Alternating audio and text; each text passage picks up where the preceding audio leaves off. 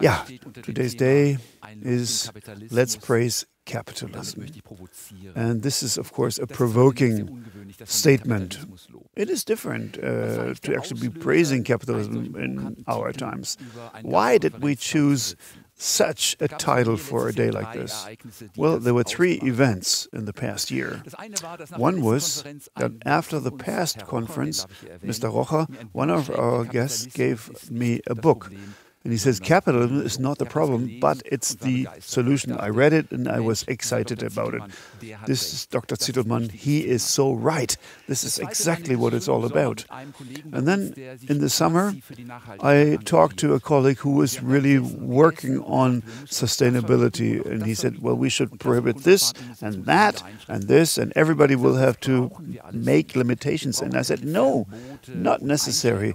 Don't need to prohibit things. We don't need to limit things. We can do emission trading, and then nobody is going to be hurt, and the market will find a good solution. And the third thing, of course, is our federal government.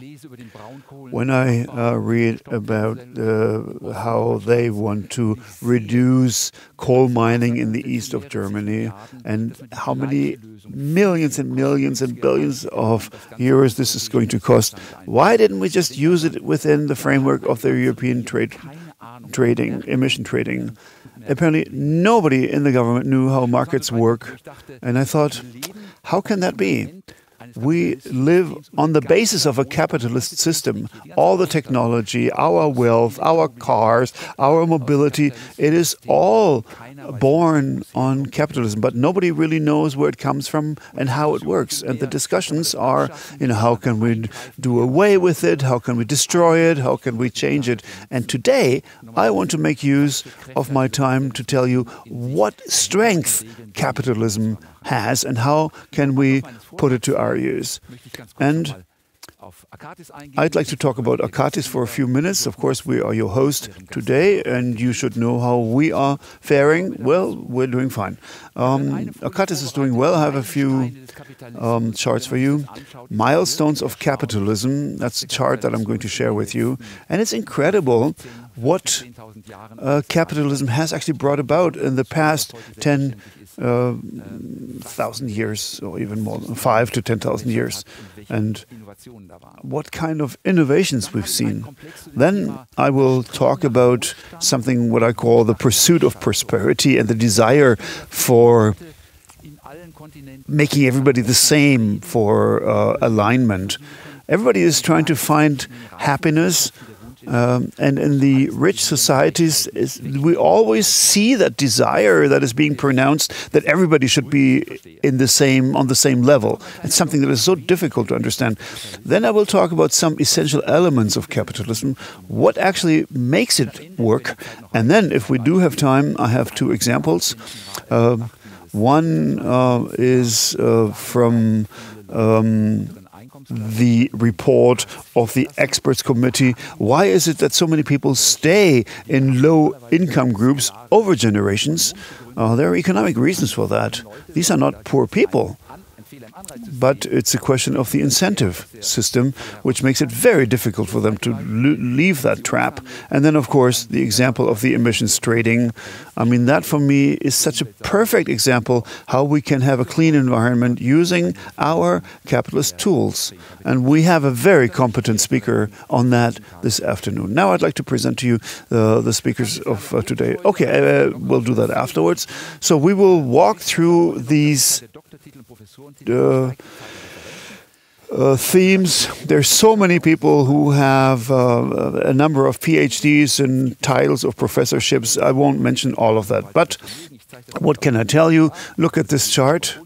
Oh, I can't see the chart now. Oh, here we go. You see, the ACATIS volumina are doing fine. Even during Corona, everything has been doing fine. And our funds have been faring very well. We had 6 funds in the Morningstar. Our average performance 19%, and 19 of them were in plus last year. And also in the current year, we are doing fine. You look at what we have at Morningstar, you see the charts, and one of them is the fund of which Mrs. Wolfer mentioned, that actually is right up in the positive and in the black. So our portfolio management people, our team, they are doing fine. And our external partners that provide us with ideas, with concepts, who gear funds and concepts. Ingo Bayer von Morgenstern, he will actually talk about capitalism in China today.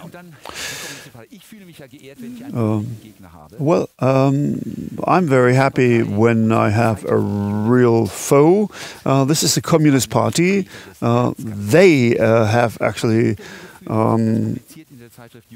discovered me as the #1 epitome of capitalism. They talked about the problems that are also raised by Warren Buffett, and I'm honored to have such a respectable foe. The left of the Left Party in Germany, the communist section of the Left Party in Germany. Now, as I mentioned and as I noticed, many people don't really understand the basis of our system. It is something that's not being taught at school. And how is it that our members of parliament, our students, our university students, our teachers know about it? What are important milestones of capitalism? I'm always interested in things of the Bronze Age. When they started with trade, when products from China all of a sudden showed up in Europe, or chess pieces from Iran were found in Iceland, they had a great system. They were not stupid. They knew how to trade, so they were getting away from taking care only of themselves, but also towards trading. When I go to the museums, I look at the old Egyptians, so the pharaohs, they were there. And if you look at the Bible, the 7 years, 7 lean years, the 7 fat years. So even back then, you had elements of capitalism. And how did that work? Well, they needed to have written contracts and laws. We see the first contracts which you find in the ruins of Mesopotamia. Risk consortia, Venice's fleet, the merchants of Venice, they built such a fortune. They were forming groups, they were forming consortia to send their fleet across the oceans. And that's why in Generali you still see the Marcus wing of Venice. And then double entry bookkeeping. Everybody says, that is something so nasty. But still, this was introduced in Pacioli in Italy. Why were they so successful? Because their bookkeepers knew what they were doing. Only because of that, Jakob Fugger was so successful. Exploitation rights. Okay, so Columbus travels to America. I read his journals. Incredible. He did contracts with the King of Spain, and he says, he thought he was going to India, of course. He says, I want to have a percentage for me. And that was something that he offered the Spaniards and the Portuguese. The Portuguese said no, the Spaniards said yes. So he discovered America. They exploited the continent. Columbus took them to court. They actually sent him to jail because they didn't respect the contract. But you saw that was the basis. That was his incentive to go and discover the New World. And then we have the Dutch, the Dutch East India Company, and the Dutch Stock Exchange. That was the first one. Securities, lending, and future. That is what Amsterdam was all about. And then we had the corporations, the colonial companies, the railway companies, the Hudson Bay Company, the huge railway companies. They, of course, needed so much capital. And the right to intellectual property, that is so important too. Goethe, he actually auctioned off the rights on his books, and people, that was a classic bidding process for the use of intellectual property. The same applies to music, and of course the right to use patents properly. And then all of a sudden we have the first civil code and the first commercial codes. I mean, those are the things that rule our countries, that make it possible for us to transfer ownership. The economic behavior is actually based on those commercial codes. Then we had the stock crash in 1929, and then all of a sudden there's an exchange supervision. We have the Securities Act and the Securities Exchange Act, 1931, 1934, and if you have transparency today, it's because back then they were forced to publish their information, and that dates back to 1934. And then option formula. Back then, I lost a lot of money as a university student, but all of a sudden you had the so-called option formula, and you were able to calculate it properly. And then, of course, we have emissions rights. That starts back in the 1990s. Catastrophe risks. How can I deal with risks? And then, of course, loan defaults. I thought it was a fiction when you said that you can actually separate the loan from the loan default. But it can be done. Volatility is something that can be traded. We have that today. And then electronic trading, of course, everybody is angry about it. They say this is only a way to exploit people, but no. It helps me to be extremely fast, that I can do my business in a very fast manner. And then, of course, blockchain. Transactions are possible in between different people. So that shows you the development of capitalism, how it has evolved and what individual steps were necessary to get this system going. Why can't we just say, it's a great system, let's accept it and be happy about it? Well, even back at school, I had the feeling I was a bit of a capitalist, because all of my friends at school, all my mates were either socialists or communists. They thought it was great. But I thought, no, it can't be. Am I the only one who's different? Am I the odd one out? Is it something I don't understand? I got my first share when I was 10 years old, I think, and I liked it. And, well, I had my economics lectures, and I learned how you can describe models in a very simple way. And it was about our apartment that we shared with a few mates, and how they wanted to cap rents in Berlin. But when you look at what is happening in the United States and what kind of innovation you have, based basically on greed, it is incredible. Well, in the time of Treuhand, I did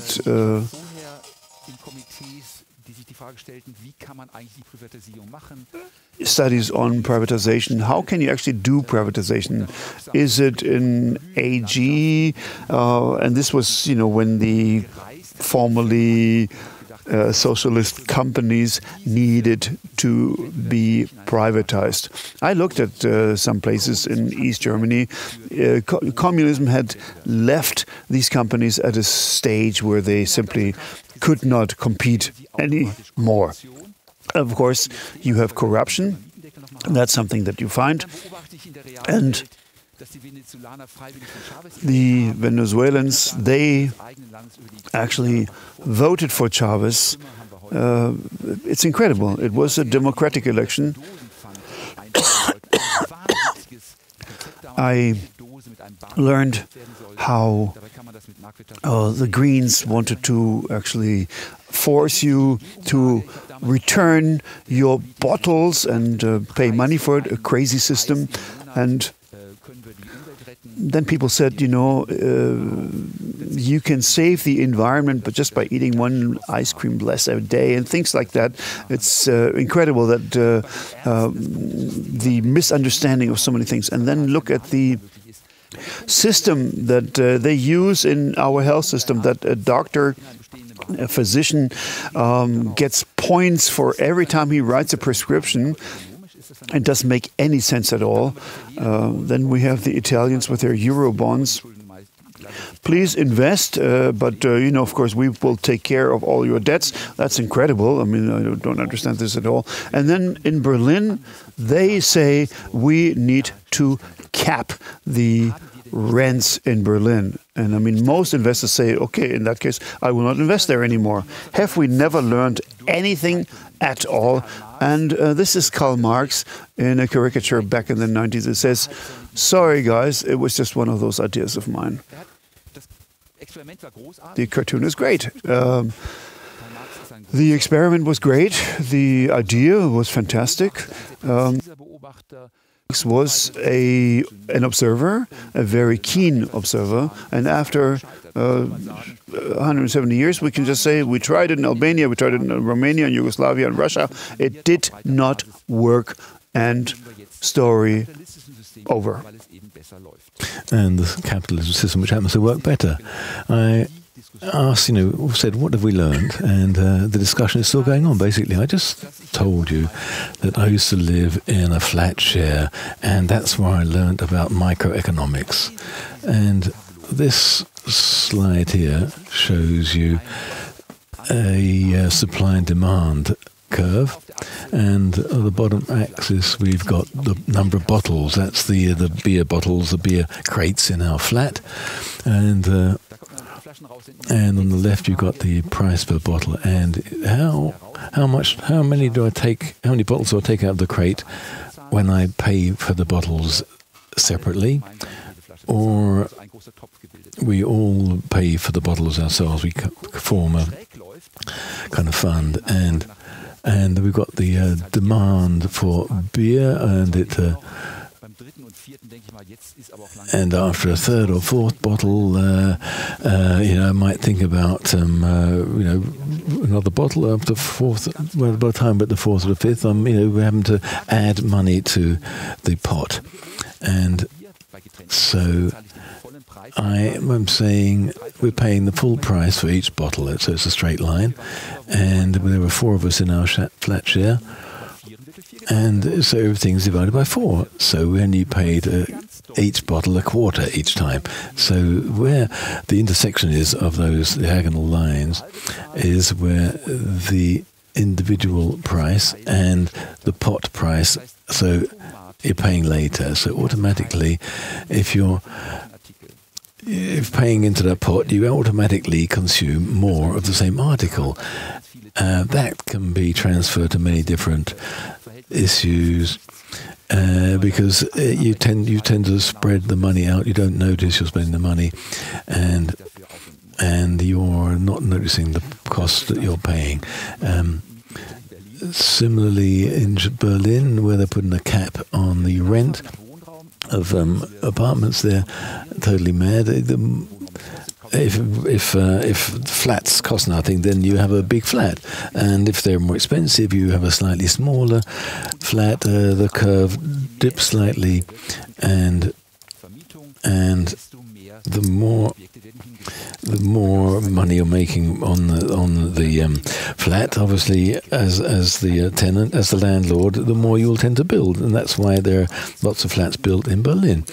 And there's a gap between. This is a plot of that. On the left, we've got the rental price, and on the bottom, we've got the supply of apartments, and obviously, there is a gap. People would like to supply apartments to the market, but it's not worth it because there's a cap on the rent they can charge, and as a result, things happen. So you get you people start adding. You try and work with the agent, give the agent a backhander so that he can, you're the person who gets the flat, obviously, because that has to be a black payment. And so there are all kinds of actions you can take to avoid the consequences of that market. So it's a very non-transparent way of running a housing market. And I think the biggest wonder of everything is let's look at Bäckers for a second. This is the wonder of capitalism, the miracle of capitalism. They almost have crystal balls, these guys. You go into a baker's shop and he's waiting for me, and I haven't sent him an email, I haven't sent him a letter saying I'm going to be there at 11 o'clock to buy some bread. He's there. He doesn't even know who I am. He expects that somebody like me is going to arrive in his shop, in his baker's shop. And there's this outlet just around the corner from my flat. Why? How come he's right there where I need him? It's amazing. It's a miracle. Because it's business. It's a good business. So why does he make a bread that tastes the way I want it? He doesn't know who I am. There's white bread, grey bread, brown bread. There's organic bread. There's all kinds of breads there, and he's got everything there that I could ever want without me ever telling him what I would like. Why has he got it there? Why is it there? He's got it there today because he's going to make me an offer. And is the price fair? Is it okay for me? And when I arrive there, he doesn't say to me, "Hey, it's a bad day for you, mate. I've doubled the price of each loaf today." He doesn't do that. When I arrive there, he's doing everything because he's trying to make a profit. That's his entire driving force, to make a profit. And so if the baker shop were planned by the state, what would it look like? If we had bread distribution in Germany based on state-run principles, so let's go to, say you're in Berlin, you're at the Alexander Square, and the committee has decided that it's part of the Department for Dry Food Supplies, and they've decided there's a department for white bread, for rolls, and for brown bread, and they're going to be planning the bread consumption for the next 5 years. There's also the authority for flour, and the one for yeast, and also for the outlet shop fittings and the logistics. And they're making plans, and all kinds of plans, and they discuss with and one, they forget that they need yeast, whatever, and in the end, they probably do actually manage to produce bread, but not the same offer I'm getting today from the guy around the corner in his baker's shop, because he's making the offer he thinks he can make the best money on. And that's fascinating, surely. What capitalism can do if you just let it work all by itself. Got some pictures for you here. This is, you go anywhere you want in the world. This is the Central Market in Los Angeles on Broadway, and that's where the farmers bring their produce to sell it. And they sell it on a free market there. In Marrakesh, we've got the spice market. It's a Islamic country, but it also has capitalism, just like other countries use capitalism, because people are there, they want to earn some money, and they provide things that people want to buy. This is the whale market in Greenland. They have a market there for seafood. So this is a vegetable market in China. And in Gambia, here, this is where you can see goods imported from Germany. And these are the Gambians. They are trying to run a business to make some money, and to trade, and they do what they can in the market they have available. And let's have a look at, let's have some contrasts here. This is where Gandhi spent his last night before his assassination. And until that time, I'd been quite a fan of Gandhi because he was a non-violent resistance, fantastic. But why is India so backward in many aspects? And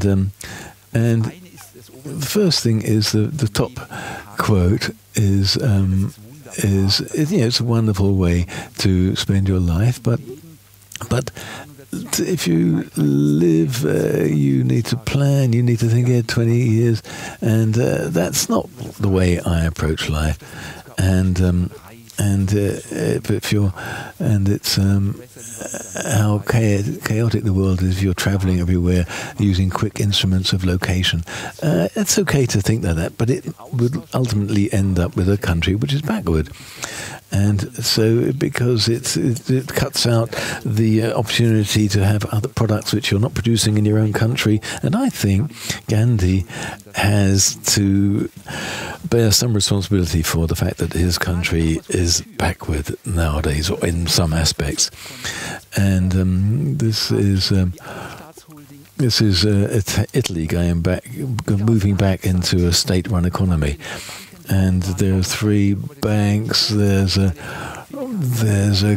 motorways, building companies, telecommunications, oil, the national grid, Alitalia, the airports. Italy's got all these kinds of infrastructures, obviously, and they've built up massive debts. All of this whole state-run structure has built a massive debt, and they didn't use market economy aspects for their decisions. They used different principles, and there is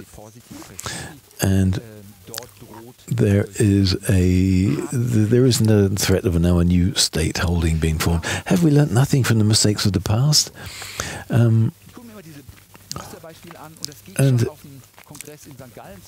So why do people want to live like this? Why do they want this? And so, this patronizing attitude, why do they want that? So, which communistic country ever built a car which people wanted to drive? It was only the capitalist-run countries which were able to actually produce products one wanted to buy. And if you travelled I travelled once from Kiel to St. Petersburg in Russia, and we were asked, what would I take back from Petersburg? There's not a lot there. I want a bit of wood, a bit of leather. 10 years ago, when I was there in St. Petersburg, there's nothing there that I really wanted to have. So some systems are not able to produce things which people really want. And none of these systems were democratic, really. Socialism and democracy doesn't really match. And where does this illusion come from that these planners can do better than the people operating in a market economy? And, let's think about the guy who's responsible for bread rolls in the planning department. Why does he imagine that he can do it better than somebody out there trying to run a business? It's an illusion. Where does it come from? And where is this urge to force people to do things they don't want to do? Where's this urge to take things away from people and put all the money in a pool and decide how to spend that pool? This drive towards state-run operations, or if the car industry was state-run, there would be no innovation at all. And so, why destroy something that works and replace it with something that doesn't work? And why are people trying to, you should never mess with a winning team, basically. One of the reasons could be that we say that there are evil powers at work. That's capitalism, that's selfishness. And it's almost, we could almost quote Faust here. If the baker now offers me something today, he does it because he's egoistic, not because he likes me. I'll be honest about that. But he's not selling stuff to me because he likes me. He's getting adding value. He's getting profits, and he's doing it with a price which is fair. That's because of the market forces forcing me to do it. It's not because he likes me, because you're getting value added because I'm selling you this bread roll and I'm making a profit when I sell it to you. That's dead simple. The market actually protects the suckers. It's not important what the price is anywhere else in the world. The price is important that the price is at a local level. And the interesting is that a computer simulation can show that if computer agents trade against one another, first of all, there's a phase where the super fair principles dominate. You do to me what I'll do to you, and I'll be fair. And that finally, the evil forces take over, the darker forces, and if I can do you, then I will do you. So if you're gaming the system, you're going to be better off. But fairness is the simplest system in order to move things forward. And look at mobile phone networks, or even in Africa where there's no decent government, the mobile phone networks work because because businessmen have set them up, and they work without the state taking any actions at all. So even in the criminal activities, there are rules on fairness because it makes life easier for everybody. So innovation is difficult to plan. Some very good things don't always work, but so if it doesn't work, you try something else. And so markets create organizations. It's not only limited companies. They survive because they work. There might be other ways of doing it, but this is the way that works. And other systems have not been so successful. And football doesn't work without rules either. So markets do need rules. We need offside rules, whatever. So markets do need rules, and we'll hear about rules later on this afternoon. And what happens if markets lose control? If the markets move out of control? So we'll hear about that later on. It's generally, though, if one only talks about market failures, it's usually due to, it's not the market which has failed, but the rules have failed because the rules are the wrong rules. But having good rules is an important aspect. I've got another book here, Why Nations Fail, and if I travel to Africa and I see people who they're very inventive, they're very creative, and they do lots of things, and they're working the land, or so why don't the farmers get more out of the land that they're working? Because if they do earn some wealth, that wealth is taken away from them, and so the driving force, the force which might drive them to achieve more, that disappears. If they are too wealthy, somebody comes along and razes their house to the ground, and or the state will come along and take away that which they have earned. So. And we'll talk later on today, we'll see how that works in a German relation. And so the wealth of nations, and this is so you have the abilities, a business has the ability to enter contracts, one which is to foster economic activity, productivity and growth, and growth moves forward only if not blocked, for example. So a businessman who expects that his success will be removed or burnt or stolen, he has no reason to do more than he does. Whether it be taxation, might earn something, and in 2 or 3 years' time, the government's going to come away and increase the tax. What's the point? And so one can't block to these things, otherwise there will be economic loss. And so the economic losers need to moved to the side. So what is part of that? Having transparent prices, having a system where there are fair rules, the ability to build some capital, to also to make that affluence transferable, to have innovations, to have full shelves, protect people who are less capable of using the system, having the ability to plan and have long-term investments, and the ability to cooperate with others, and then take on major projects. You know, for example, building railway systems in Europe or the US many years ago. Friedrich Hayek, one of my favorite theoreticians of economics, and that is so that the market has. So that can happen in a market system. So we had our annual meeting on May 2, and Warren Buffett talked there about the market economy, and he said the market system works wonders.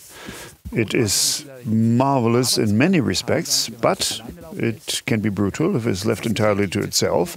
It is creative destruction. For those who are destroyed, that can be very brutal, and you may have a situation where you have the winner takes it all situation.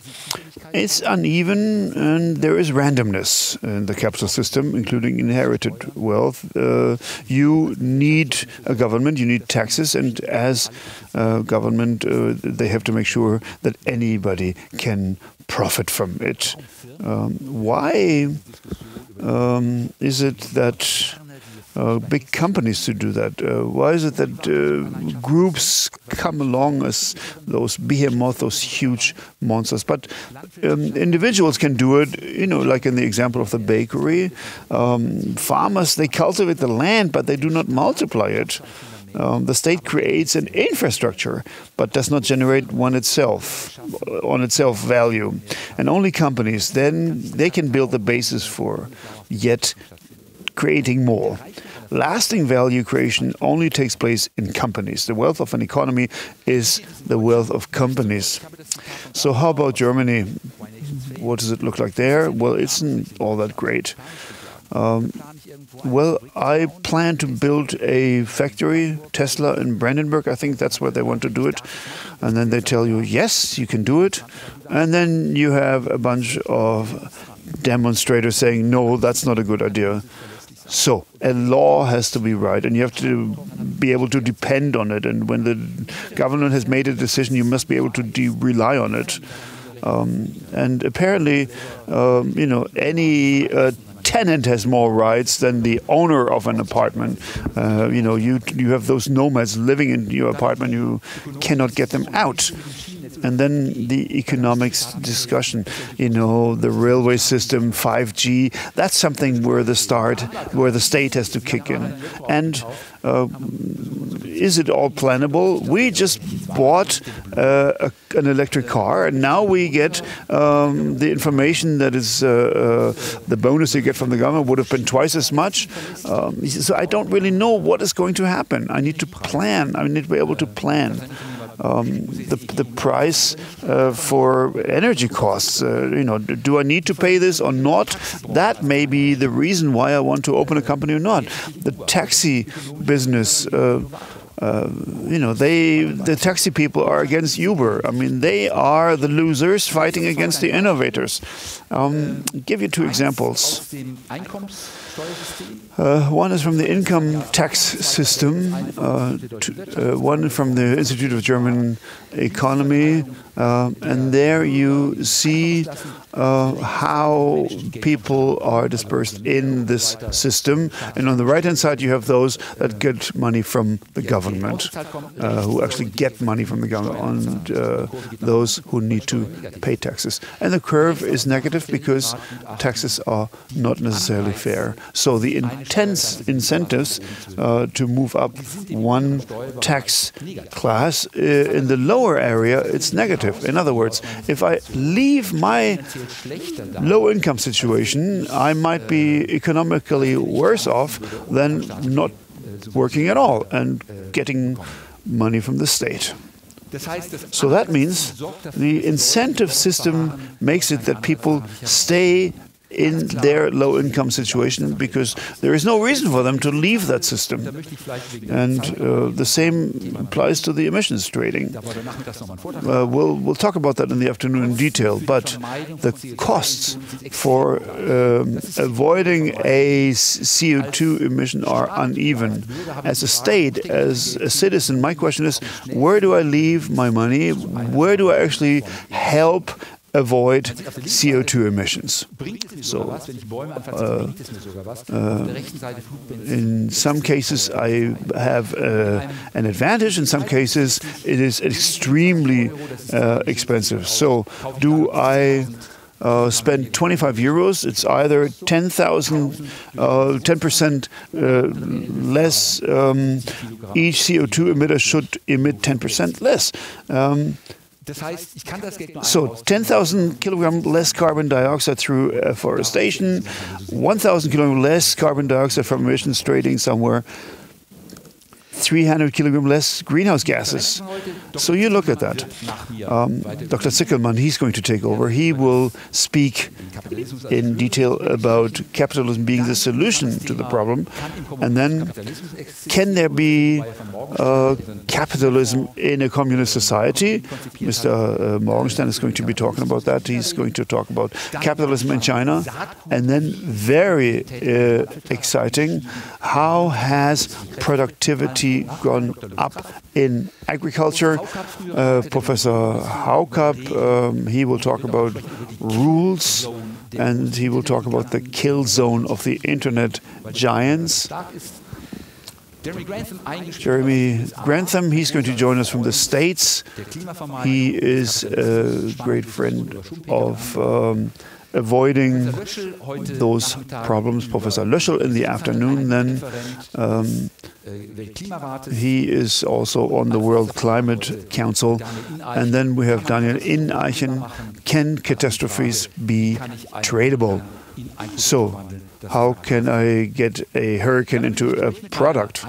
Well, that's my introduction for today, and I think we do have time for questions. Yes. Dr. Leber, would you like to come a little bit closer? We still keep our distance, but you may just move here to these tables. Thank you very much. Our viewers are participating. I see many questions coming in. I would have loved to answer some of those questions myself. At the beginning, the question was, will we have the presentations? Can we actually see them on screen? Then you saw a little bit less of Dr. Leber, but you saw the presentation on screen. And now, yes, we will send them to you. And our English-speaking listeners say they hear the German text in the background, and they don't like that. They would like to have only the English translation.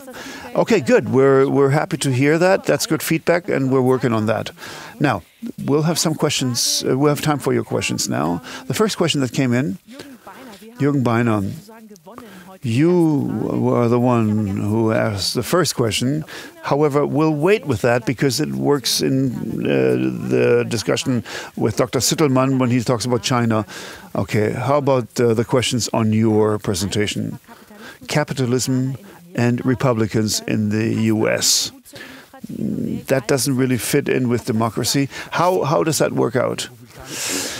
Well, the Republican Party is not a capitalist party. If I look at the basic principles, they are not in favor of competition. They seem to be against it.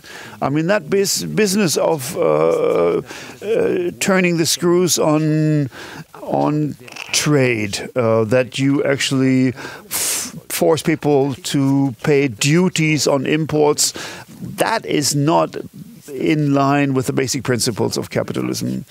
I would actually think it would be great if we didn't have any duties anywhere in the world, and then no import tax, no nothing. It would be easier. Now, we have the advantage example of Italy, Erie, very corrupt, broke up. Volkswagen in Germany has also been corrupt. Where's the difference? Well, the question is the state a good entrepreneur?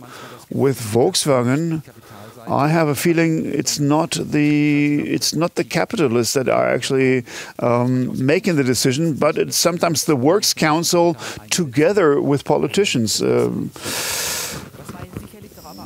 But of course, there were management errors that were committed. Oh yes, absolutely, that happened.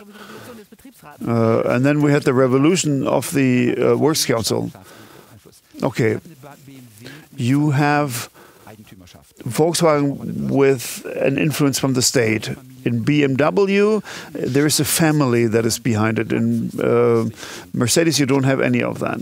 So a strong family says, we want this company to be successful also in 20 years' time. If you have pure capitalism, if you only have hedge funds, but you actually have to have also committed shareholders.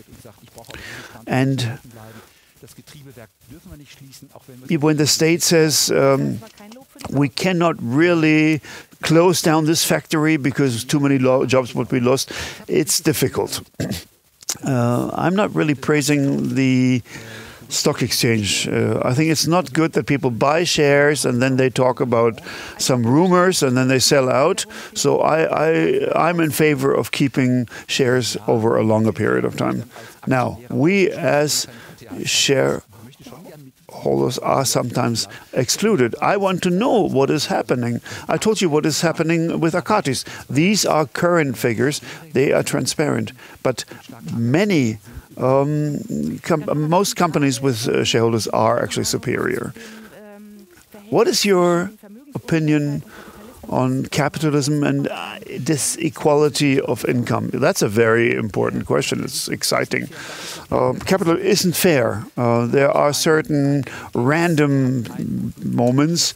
Bill Gates, he was extremely successful. Maybe somebody else could have come up with that in Germany, and for some reason he didn't get the permit, and therefore he wouldn't have been able to sell his product. So that, of course, is an inequality in the system per such, but there is dynamics in it. So the question is, do I have the chance to move from the bottom to the top? If you look at the companies in the States, some of them are 20, 30 years ago. Some of them, big ones, haven't been around 15 years ago. If I have a great idea, and I can actually get to the top quick, that means the system is good. And if it is such that only the big companies stay at the top and the smaller ones cannot make it to the top, then there is a flaw in the system. But it's not a question of capitalism. The question is internet. Internet gave us a lot of equality. So, look at, these music band in Switzerland that move from village to village and play their Humtata music. They could have been bad or good. They always had their folks listening. And today is different. If you are not good in your music, nobody's going to listen to it. And you will be losing out. So it is more equality, but at the same time, that means that very few can make it to the top because the competition is tougher.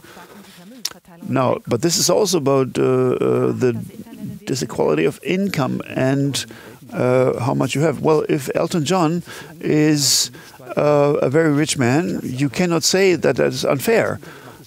His music is great, and because of the internet, he was able to sell his music everywhere. But it's an individual person. It's one person, Elton John. Eventually, he is going to pass away, and then, his family, they are going to fight over his money. That's for sure. Now, as long as there is dynamics in the system, I'm happy with the system. But internet is going to stay around forever. Regulation is difficult in the web. That's true. Let's wait until this afternoon, because then we actually have that to get out of that dead zone of the internet. And that's something that even with antitrust regulations we cannot get a handle on. Okay, next question. Frank Strippel is asking that. How can you get proper rules and regulations if those who are supposed to draft the rules and regulations are completely incompetent? True. I think that every member of parliament should actually run a sales stand for French fries. let him work there. Let him actually fill in the tax declaration. Let him be the boss of 2 or 3 people who come into work every day or not. And if every member of parliament, if every politician has ever done that, I think things would be better. It's something that you need to see, to experience, to be able to be successful. So that's something that specialized knowledge in politics is not there. No, that's not really the problem. They have specialists. They have people that help them. They have their advisors, and most politicians are smart people. All of them? Very, very many politicians are smart. And they think a lot. And they are, however, part of a system that doesn't really help you to only refer to specialists. I mean, let's talk about emissions, right?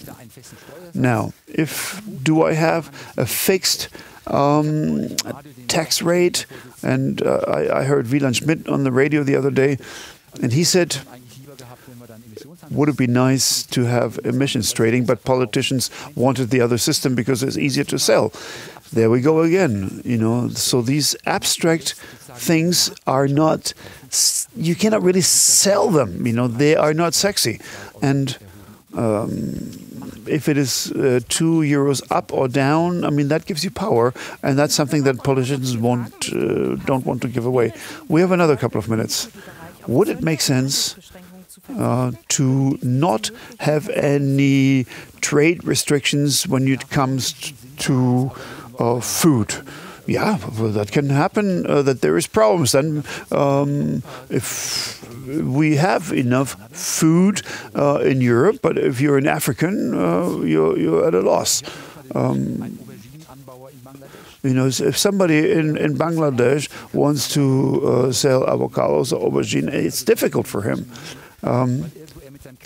Because for some reason, the environment around where his field is not so clean, he's not able to sell his products to Europe. And I think the markets should be open and more transparent.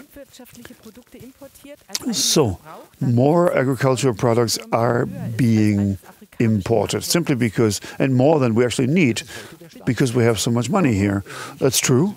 But if I look at South America now, these are, you have highly efficient farms on world standards.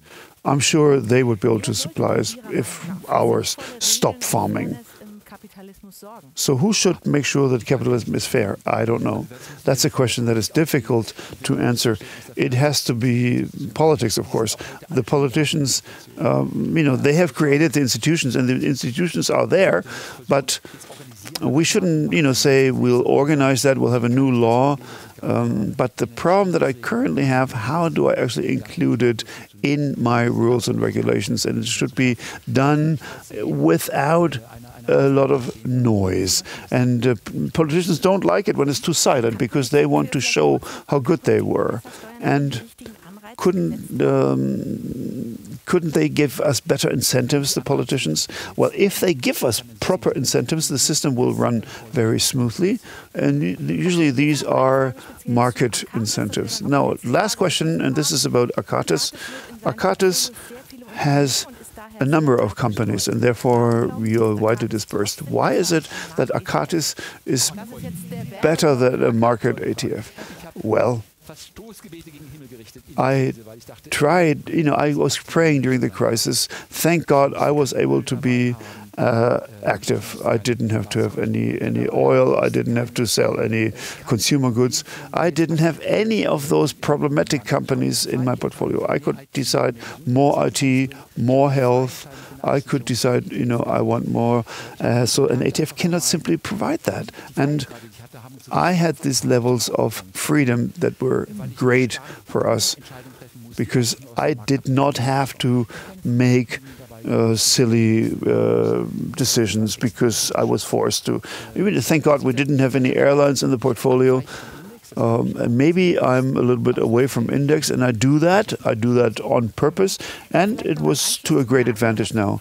Now, earlier I said at the beginning you hedged, and then you were hunting again. You found something, I suppose.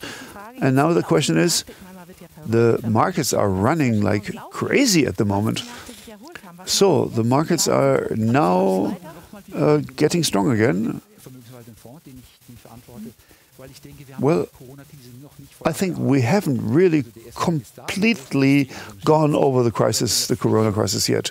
But if you look at the travel agency, the bakery, you will see that this crisis has left scars. We will have a second wave. And the financial markets don't see that because they have stock companies and they are not as affected as the small ones. And the problems in Hong Kong and South America, nobody seems to care about that. Well, there is a lot of money in the market at the moment, and the money finds its way into the markets, so that actually gets right into the shares.